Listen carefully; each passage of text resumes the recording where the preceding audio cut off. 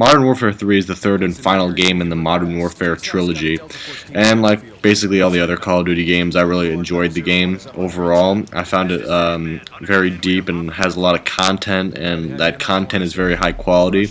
I will say that if you're not a big fan of Call of Duty, don't even bother considering to get this game because it's not going to change your mind.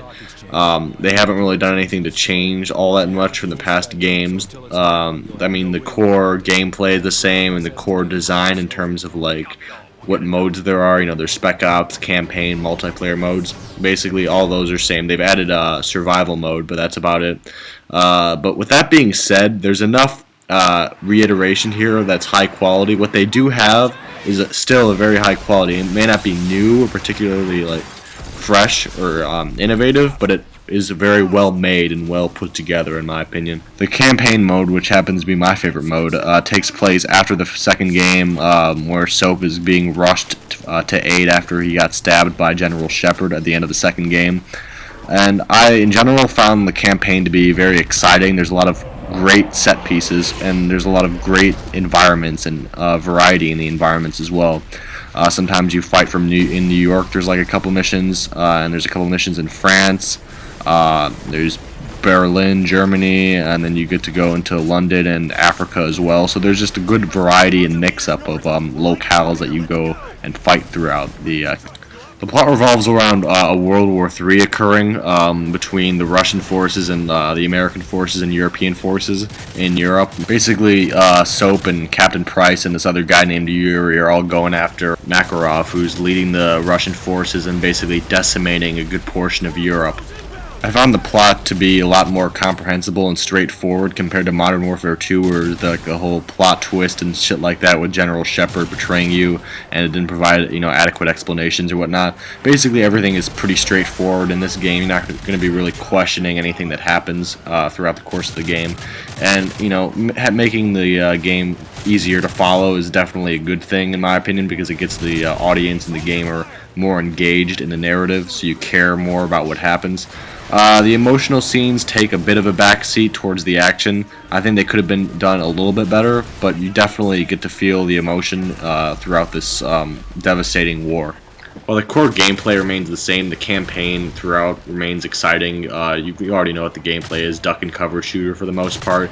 Down corridors, down open areas. I mean, the set pieces I think are really fun and really epic and large scale to fight through, and it's just a blast to plow through the Russian forces. There's also a lot of vehicle-specific sequences where you're in a set position and then you just like blast a bunch of people on a turret or using one of those AC-130s over Paris, and you just like lay waste to all these tanks and shit on the street. And it's really a blast to play through. Spec Ops is back, and it is basically the same as the previous game. They've added, a lot of variety to the missions. Most of them are sort of variants on a lot of the set pieces from the campaign, and you're basically going to be doing similar but not exactly the same sort of objectives from the campaign, and you get to play it cooperatively with another person. I personally found these Spec Op modes to be quite enjoyable for the most part. They have a pretty good amount of variety to them, and I never really got bored while I was playing them. There's definitely a pretty hefty amount of them. There's probably around 15 to 16 different missions, I think, and they all take at least a couple, I would say like 5 to 10 minutes. Or some of them less, some of them a little more, so especially if you're playing on harder difficulty settings. So it'll add an extra few hours to your total playing time. They've added a new game mode here called Survival Mode, which is basically like Horde Mode from Gears of War or Firefight from Halo Reach. It's definitely a welcome addition here. It's obviously not very original, but it's definitely a lot of fun to play through with another person. It has a lot of depth to it in terms of like customizing like weapons and buying new upgrades and stuff like that. So I had a lot of fun with it. I haven't really invested all that much time into it, but it's definitely a welcome addition to the series, and it just adds more content to the overall package. Then, of course, there's the acclaimed multiplayer, which is probably where you're going to be spending your the bulk of your time with the game. I think the multiplayer is a blast to play through if you play with the right group of people. Obviously, you're going to get pissed off if everyone's just camping or using a bunch of cheap weapons or tactics. That always pisses me off, but it's not really the game's fault. It's more of the people who are you're playing against. Basically, all the maps in the game are pretty damn small. Basically, you could go either way depending on personal preference as to whether you're going to like that or not. I personally like small maps because you just get more kills. It's quicker paced action. You get more kills. You don't have to like walk all the way across the map just to like engage to seek out the action anymore. I personally like that a lot more. If you don't like this style of multiplayer where you just get kills quickly, you don't have to like really search around all that much for your enemies. Then if you don't like that very much, then you can just go play Battlefield 3, which is still a good game. I mean, I enjoyed that game too. I'm not going to really compare the two here. I mean, basically a lot of the multiplayer comes down to personal preference as to whether you like big maps with vehicles or small maps without vehicles, so you get, it's more fast paced. It just comes down to personal preference. I just happen to like smaller base maps. Like the past 4 or 5 Call of Duty games, I can't even remember. I've kind of lost track at this point. Basically, they have like the perk system again and the customization system in terms of your weapons. You get to customize your scopes, your proficiencies, shit like that, and your perks. You have like the three different perk slots. You have your grenades and tactical stuff or whatever. Like basically, you probably already know this. But you probably played a Call of Duty game. I'm not going to explain the whole thing to you. The weapon upgrade system has been a bit altered. You no longer have a currency system like Black Ops, and instead it relies on individual weapon ranks. What I mean by this is that if you use a weapon, say like the M4A1, there's 31 levels for it, and you rank up for that weapon as you get more kills with that weapon.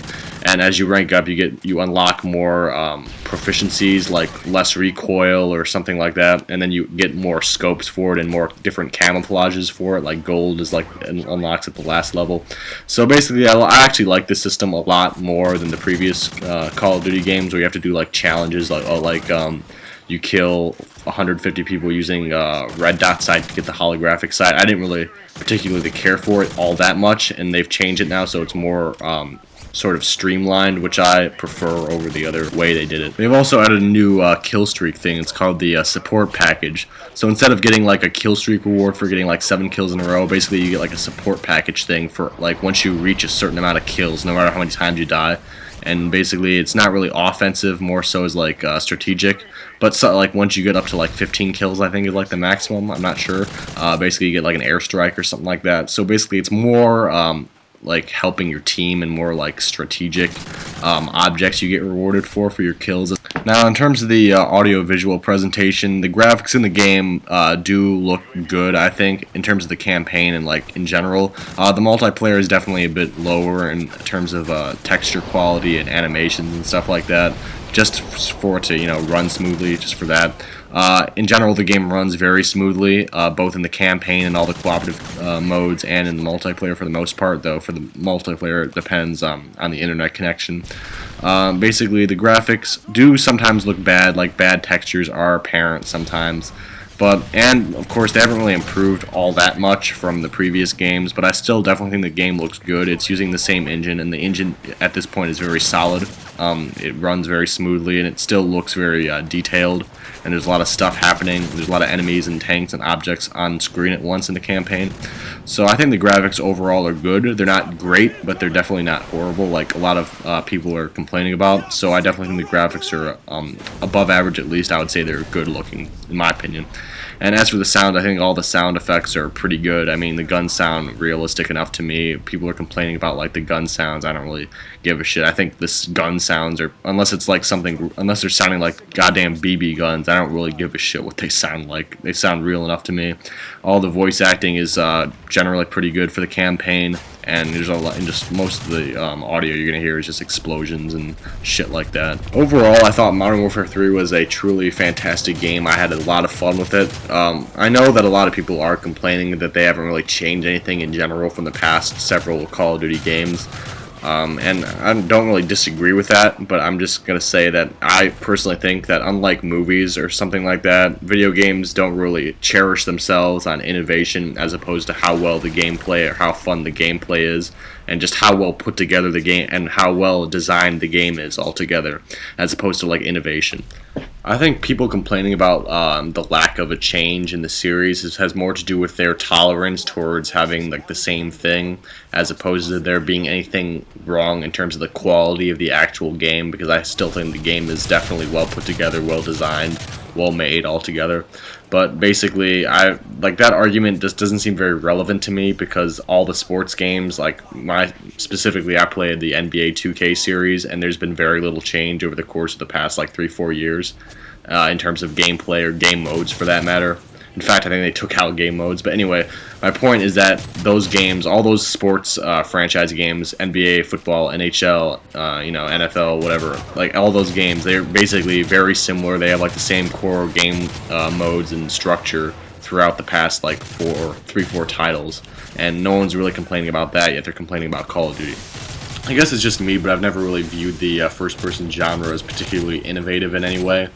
There's the old motto, if it ain't broke, don't fix it. I think Call of Duty is more than just not broken. I think the gameplay itself runs very smoothly, and I don't really see any changes they can make towards the actual gameplay.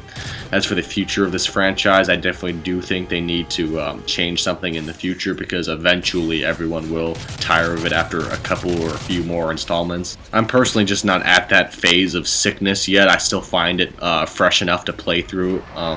But basically, I just kind of view it as like eating chocolate or like your favorite food all day. I mean, eventually you're going to get tired of it, no matter how good the food is. Since this game was released last year, Treyarch's going to be putting out a new Call of Duty game this November.